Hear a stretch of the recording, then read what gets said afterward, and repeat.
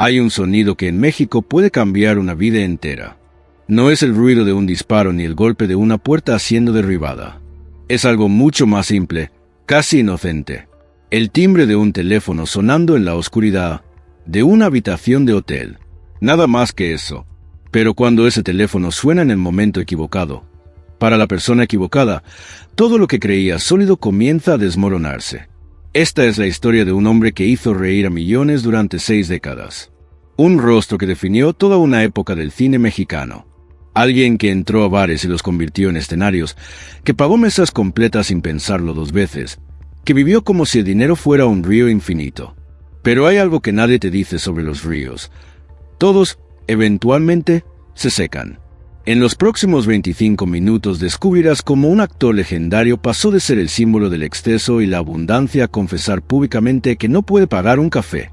Verás cómo 10 horas encerrado en una habitación pueden destruir lo que 60 años de fama construyeron. Y entenderás por qué a veces la peor prisión no tiene rejas ni guardias, solo una voz al otro lado de la línea diciéndote que no cuelgues. Pero antes de llegar a esa noche en Oaxaca, antes del miedo del vacío, necesitas conocer quién era realmente Rafael Inclán. Porque su caída no comenzó con una amenaza telefónica. Comenzó mucho antes, en un lugar donde las luces nunca se apagan del todo y las promesas siempre parecen eternas. Comenzó en el momento exacto en que aprendió a confundir el aplauso con la seguridad. Octubre de 2017. Rafael Inclán tiene más de 80 años y acaba de terminar un día largo de grabación. El cuerpo cansado, la mente todavía repleta de diálogos que ya no importan. Cierra la puerta de su habitación en un hotel de Oaxaca. Deja el saco sobre una silla. Por un momento, piensa que la noche finalmente le pertenece. Entonces suena el teléfono. Un número desconocido. Una voz que no saluda, que no pregunta. Una voz que ordena. «No cuelgue», le dicen. Y después llega el sonido que cambiará todo. Disparos, gritos, sirenas lejanas. La ilusión perfecta del caos.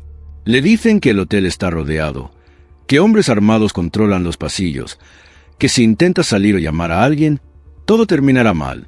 Y aquí ocurre algo que parece imposible. Rafael Inclán, un hombre que dominó escenarios durante 60 años, que enfrentó cámaras y públicos exigentes, que construyó una carrera sobre carisma y la confianza, se queda paralizado. No grita, no busca ayuda, obedece. Cada 3 minutos el teléfono vuelve a sonar. 3 minutos para pensar que quizá todo es mentira. 3 minutos para convencerse de que no puede arriesgarse. 3 minutos para sentir cómo el miedo se convierte en una orden interna que ya no necesita voz. Pero, ¿cómo llegó hasta aquí?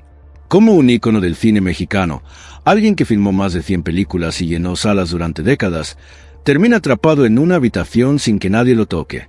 La respuesta no está en esa noche de octubre. Está en los años 70, cuando el dinero corría como si nunca fuera a detenerse. Está en las decisiones que tomó cuando todavía creía que el futuro era un concepto abstracto. Está en el niño que creció entre carpas y camerinos, aprendiendo que lo único permanente es el movimiento. Rafael Inclán nació en Mérida, Yucatán, pero decir que nació en un lugar es una forma elegante de mentir. En realidad nació en tránsito, en el vaivén de una vida nómada que sus padres conocían como destino. Su padre, Alfonso Jiménez, era conocido como El Kilómetro, un apodo que llevaba como sentencia. Siempre en la carretera, siempre con la risa por delante y la estabilidad cada vez más lejos. Su madre, Gloria Alicia Inclán, también era actriz. Y la escena más cruda de esa herencia no fue una película ni una fotografía. Fue un final demasiado real. Ella murió sobre el escenario mientras interpretaba escarabajos, como si la vida le dejara a su hijo una idea fija. El escenario es donde se vive, pero también donde se paga. En la sombra de esa familia aparecía otro nombre que pesaba como medalla y como carga. Miguel Inclán, su tío, rostro del cine mexicano de otra época. El tipo de apellido que abre puertas pero también exige que nunca bajes la guardia. Y a un costado, como un espejo posible, Alfonso Zayas, el primo que luego sería rey del humor en ese mundo donde el dinero olía a cabaret y a madrugada. Inclán fue aprendiendo una lección que nadie le enseñó con palabras: lo permanente estorba. Un niño que duerme detrás de bambalinas, que despierta con el sonido de los aplausos de otros, no piensa en cuentas bancarias ni en escrituras. Piensa en sobrevivir al siguiente viaje. Cuando llegaron los años 70 y 80, México vivía una fiebre particular. El cine de ficheras dominaba las taquillas. Un universo de bares, música, picardía y billetes que circulaban como si el país entero estuviera de fiesta y nadie quisiera que amaneciera. Las películas se hacían rápido, se vendían rápido, se pagaban en efectivo. Y ahí, en ese ecosistema de luces, neón y promesas de madrugada, Rafael Inclán encontró el terreno exacto donde su carácter se volvía leyenda. No era solamente gracioso, era reconocible, cercano, el tipo de hombre que el público sentía como propio.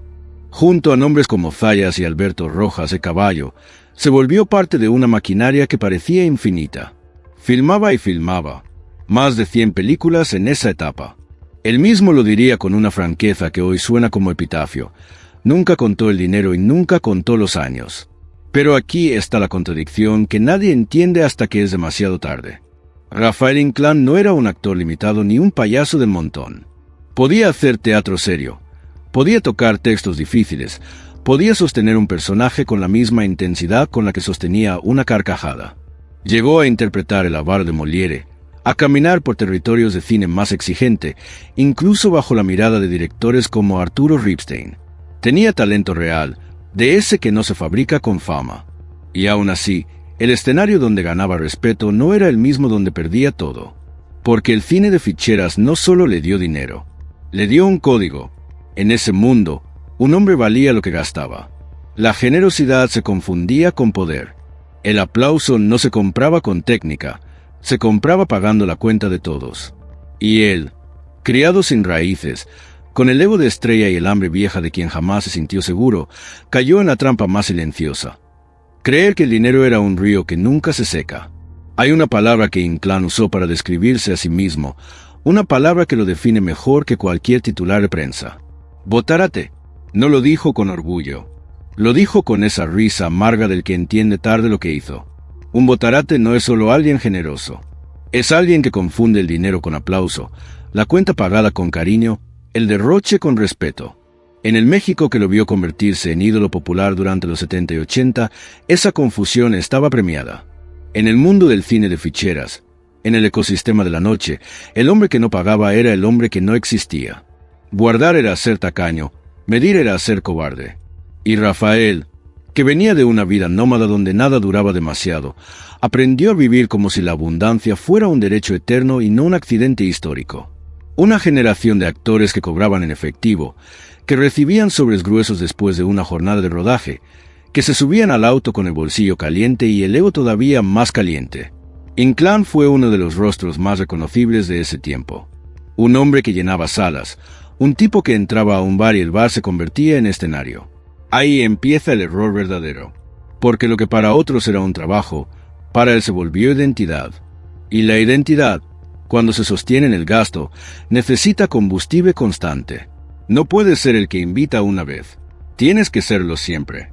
La fama exige repetición, el personaje exige continuidad, y cuando el personaje se vuelve hábito, ya no sabes parar. No había educación financiera en su historia. No había un padre sentado en la mesa explicándole ahorro, inversión, propiedad, retiro. Había carretera, gira, carpa, aplauso. Había la idea de que el futuro siempre se aplaza porque mañana hay otra ciudad. Pero hay ruinas que no se ven desde la calle. La gente miraba a Rafael Inclán y pensaba en carcajadas, en noches largas, en ese México de cine y cabaret donde el hombre que hace reír parece invencible. Pero el verdadero derrumbe no ocurrió en una taquilla, ni en un contrato, ni siquiera en una cantina. Ocurrió en casa, en el lugar donde nadie aplaude, donde no existe personaje, donde el costo del ego lo pagan otros. Existe un relato que circula sobre aquellos años, una imagen que parece casi simbólica. Una vecindad en la calle Luis Moya. Una de esas viviendas donde el aire huele a humedad y a comida recalentada, donde todo se escucha, donde la intimidad es un lujo. Antes de irse a la fiesta, antes de perderse en la madrugada con amigos y promesas, se dice que Inclán metía dinero en un hueco del muro para que su esposa Adela y los niños pudieran sobrevivir mientras él se iba. No era un gesto de amor, era una forma de ausentarse sin sentirse culpable, como si el billete pudiera ocupar el lugar del cuerpo, como si la paternidad se resolviera con un sobre escondido. Ese agujero en la madera se convierte en el retrato perfecto de su tragedia familiar. Una presencia falsa. Un padre convertido en truco. Un proveedor que paga pero no se queda. Y cuando el primer hijo, Rafael, apenas tenía unos meses de nacido, llegó la parte que no se cuenta en las entrevistas de nostalgia. Inclán se fue de gira durante 1 año y medio. 18 meses. En ese tiempo volvió a ver al bebé 4 veces. 4. No porque no pudiera, porque no quiso frenar. Después lo admitiría con una honestidad que suena como castigo, que abandonó a su pareja y a su hijo por la carrera. La palabra carrera suele sonar heroica, pero aquí se vuelve excusa, porque mientras él construía un hombre, en casa se construía una herida. Ese es el punto que lo cambia todo. La pobreza financiera puede aparecer de golpe, pero la pobreza emocional se instala despacio. Se vuelve normal. El niño aprende a no esperar, la esposa aprende a no pedir, y el padre aprende a pensar que nadie lo necesita de verdad porque nadie le reclama ya. Con los años, la vida le puso un segundo espejo. Joel, el otro hijo, creció en ese clima donde el padre era más leyenda que persona. Y ahí apareció la crisis que ningún papel de ficheras le enseñó a enfrentar. Joel cayó en una tristeza profunda, una oscuridad que no se arregla con dinero en un agujero ni con una promesa hecha deprisa. Cuando Inclán finalmente llegó a verlo, no llegó como un padre sólido. Llegó como un hombre tarde, con la urgencia de quien percibe que el tiempo se acabó y que ya no hay maquillaje posible. Entonces ocurrió la confesión. Joel le dijo quién era. Le dijo que era homosexual. En el México que moldeó a Inclán, un país de machismo orgulloso, de bromas crueles, de masculinidad como armadura, la reacción típica habría sido rechazo o silencio. Y sin embargo, aquí sucede algo que duele justamente porque es humano. Inclán no lo negó, no le pidió que cambiara. Lo abrazó, le dijo que lo amaba y que estaba orgulloso de él. Es una escena luminosa, sí, pero también es una escena triste porque tiene el color de la redención tardía. El amor llega, pero llega cuando ya hubo demasiadas noches sin amor. Por eso, cuando hoy se describe la relación con sus hijos como una relación más de amigos que de padre e hijos, no suena a modernidad, suena a rendición. Él mismo lo expresó con una frase que cae como plomo: que no lo vean como padre, que lo vean como amigo, porque como padre fracasó. Esa frase no busca lástima, busca verdad. Y la verdad es que el respeto se construye con presencia, no con billetes escondidos. Lo más cruel es que esa herida familiar no quedó en el pasado como una anécdota. Se quedó viva, porque el hijo que vio 4 veces en 18 meses sería el mismo que años después tendría que moverse desesperado para conseguir dinero cuando el mundo se volvió peligro real. Y el padre que aprendió a huir de casa con una fiesta, un día descubriría que también se puede huir sin moverse. Encerrado, temblando, obedeciendo una voz al teléfono. Volvamos a esa noche en Oaxaca. Octubre de 2017. 10 horas que no aparecen en ningún contrato, pero que marcaron el final de todo lo que aún se sostenía en pie. Rafael Inclán está en esa habitación de hotel. El teléfono no deja de sonar. Cada 3 minutos. Una voz que le dice que no cuelgue, que escuche, que obedezca. Mientras él permanece atrapado en ese cuarto, los mismos delincuentes llaman a su familia. Dicen que lo tienen, que está secuestrado, que hay que pagar. El truco funciona porque el teléfono de Inclán está ocupado. Nadie puede verificar nada. La realidad queda suspendida. La exigencia es clara. Entre 1 millón y 1,5 millones de pesos. Una cifra que para alguien que vivió como estrella durante décadas debería haber sido posible. Pero aquí aparece la verdad desnuda. Inclán no lo tiene. No en el banco, no guardado, no en ningún lado. Lo único que existe es lo inmediato. Lo que entra y sale. Cuando intenta negociar, cuando explica que no puede pagar, no habla como una celebridad. Habla como un hombre acorralado. Dice que solo tiene una fracción. 10, quizá 15%. Fue su hijo Rafael quien tuvo que salir a la calle a hacer lo impensable. Llamar, pedir, correr, reunir dinero a contrarreloj para salvar a su padre. Al final lograron juntar alrededor de 200,000 a 250,000 pesos. No era la cifra exigida, pero fue suficiente para que el infierno terminara. 10 horas después, el teléfono dejó de sonar.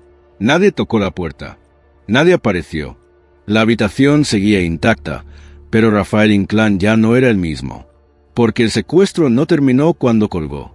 Ahí empezó otra cosa: la certeza de la fragilidad, la vergüenza de no haber podido pagar, la humillación silenciosa de descubrir que el personaje que construyó durante toda una vida no servía para protegerlo. No tenía guardaespaldas, no tenía dinero, no tenía poder, solo miedo. Después vendría la paranoia, la sensación de ser observado, el sobresalto ante cualquier llamada, el cuerpo reaccionando antes que la razón, el orgullo, ese que lo acompañó durante décadas, quedó hecho polvo. Inclán lo diría después con una franqueza brutal: fue mi culpa, no colgué, me quedé ahí. Como si admitirlo fuera la única forma de recuperar algo de control. Ese episodio no solo vació lo poco que quedaba en su bolsillo, vació la confianza, la calma, la idea de que pese a todo aún estaba a salvo. Desde ese día, cada trabajo se volvió urgente, cada peso necesario. El secuestro no fue un capítulo aislado. Fue el golpe que reveló lo que ya estaba roto. Un hombre sin red, sin ahorro, sin refugio, enfrentado de pronto a un país donde el miedo también se paga en efectivo. La caída no fue inmediata. Fue lenta, silenciosa, casi educada. Como si la vida de Rafael Inclán hubiera decidido no empujarlo de golpe, sino quitarle cosas una por una. Primero la tranquilidad, luego la confianza, después el cuerpo y al final algo mucho más peligroso: la dignidad de elegir cuándo parar. Después del secuestro virtual de 2017, Inclán siguió trabajando. No porque estuviera bien, no porque quisiera, sino porque no había alternativa. A los 80 años, un actor con 6 décadas de trayectoria no debería estar pensando en la siguiente llamada de casting como una cuestión de supervivencia. Pero eso era exactamente lo que estaba ocurriendo. Cada proyecto dejó de ser una elección artística y se convirtió en una urgencia económica. El miedo no se fue cuando colgó el teléfono aquella noche en Oaxaca. Se instaló. Se volvió rutina. Cualquier número desconocido activaba el pulso acelerado. Cualquier hotel era un territorio hostil. Dormir ya no era descanso, era vigilancia. El cuerpo envejece más rápido cuando vive en alerta permanente, y el de Inclán empezó a pasarle factura. Las grabaciones se volvieron más pesadas. Jornadas largas, frío en los foros, esperas interminables sentado en una silla de plástico. Lo que antes era parte del oficio ahora se sentía como castigo. Su salud comenzó a resentirse. Dolores constantes, fatiga, problemas de presión. Nada espectacular, nada que hiciera titulares. Justo por eso era más peligroso: el desgaste silencioso. En entrevistas posteriores, Inclán empezó a decir en voz alta algo que durante años fue un tabú entre actores de su generación. No tenía ahorros, no tenía retiro, no había un fondo esperando. Todo lo que entró salió. Restaurantes, amigos, fiestas, ayudas, excesos. El dinero nunca fue un plan, fue una corriente. Y cuando la corriente se seca, el suelo aparece de golpe. «Yo no puedo retirarme», dijo en televisión con una sonrisa que no alcanzaba a cubrir el mensaje. «No tengo capital para descansar». Lo dijo como quien hace un chiste, pero no lo era. Detrás de esa frase había una realidad brutal. Un país donde el aplauso no paga medicinas, donde la fama no cubre la renta, donde los homenajes no compran tiempo. La industria, esa misma que lo aplaudió durante décadas, no tenía un plan para él. No hay seguros emocionales para actores veteranos. No hay red de contención cuando el cuerpo ya no responde igual. Los papeles se reducen, las ofertas llegan con cuentagotas, y cuando llegan no siempre son dignas, pero se aceptan porque decir no es un lujo. Inclán habló del dinero sin rodeos, de las deudas pequeñas, de pedir fiado un café, de estirar los pesos, de vivir al día. Esa confesión pública fue para muchos más impactante que el propio secuestro, porque rompía una fantasía colectiva. La idea de que una estrella siempre está a salvo, de que el pasado glorioso garantiza el futuro. El ciclo no se rompió con un escándalo. Se apagó con cansancio, con días iguales, con silencios largos. Su tercer matrimonio parecía desde afuera una última oportunidad de estabilidad. Una mujer mucho más joven. Una historia que en el imaginario popular suele venderse como triunfo tardío, pero la realidad fue otra. La distancia. 2 países distintos. 2 rutinas que no se cruzan. Ella en Las Vegas, Él en México, aferrado al trabajo porque no tiene otra opción. No hay un hogar compartido. No hay una vejez acompañada. Hay llamadas, hay mensajes, hay la certeza incómoda de que el tiempo corre más rápido para uno que para el otro. Esa separación no se grita, se asume.